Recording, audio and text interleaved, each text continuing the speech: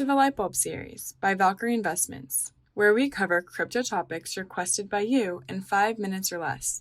Today, our CIO, Stephen McClurg, will be offering a weekly macro update. The U.S. Federal Reserve announced their tapering program today.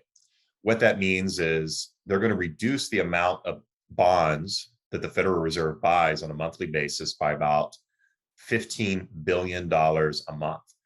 Right now, they're at $120 billion in bond purchases every month.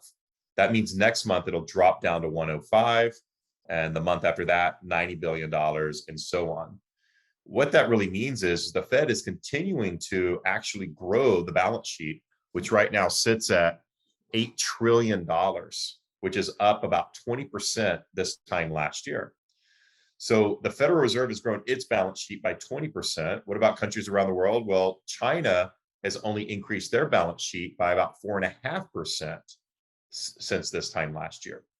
So as the Fed continues to buy bonds, even though it's tapering, it's still growing its balance sheet. And we expect the balance sheet to continue to grow at about a 10% clip over the next year, up to about $8.5 trillion, which is higher than it's ever been before.